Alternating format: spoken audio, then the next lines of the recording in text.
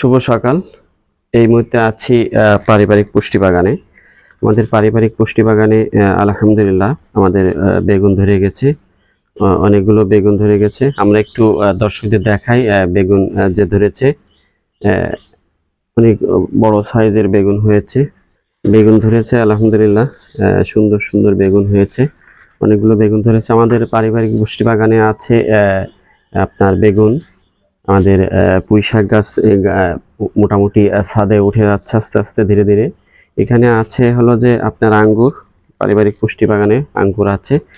আমরা দর্শকদের একটু জানিয়ে রাখি, আমাদের পারিবারিক পুষ্টি বাগানে দেখেন কিন্তু গাছে বেগুন কিন্তু মাশাআল্লাহ হয়েছে আলহামদুলিল্লাহ। এবং এখানে আমের আমরা কাটিমন জাতের আমের চারা নিয়ে আসছি পারিবারিক পুষ্টি বাগানে লাগানোর জন্য। এবং আমাদের এখানে আছে পেঁপে গাছ।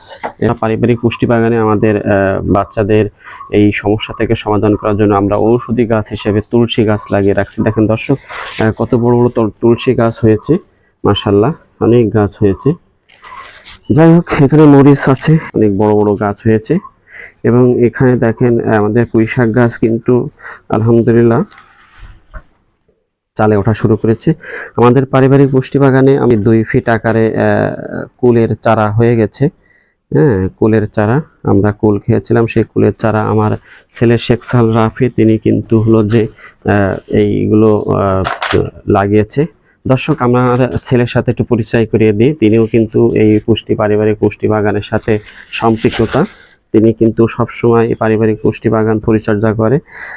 আবু, কি কি আছে এখানে একটু দর্শকদের একটু বলে দাও, তুমি কি কি গাছ লাগাচ্ছ এখানে বলো। বড়ই গাছ, বেগুন গাছ, ঝাল গাছ, তারপর তুলসী গাছ, আঙ্গুর গাছ। তুমি আঙ্গুর লাগাইছো? আঙ্গুর গাছ, ডাঁটা গাছ। এই যে তুমি আঙ্গুর গাছ লাগাইছো, দর্শকদের বলেছো আঙ্গুর গাছ এই যে আমি আঙ্গুর গাছ লাগাইছি। তারপরে এখানে অ্যালোভেরা আছে, আমাদের ছোট ছোট অ্যালোভেরা গাছ লাগানো হয়েছে।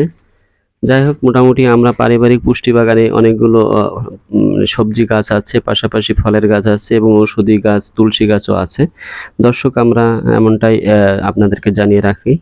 পরবর্তীতে আমরা আপনাদের এই বাগানের আরো সুন্দর চিত্র আপনাদেরকে দেখাবো। ধন্যবাদ সবাইকে, আল্লাহ হাফেজ।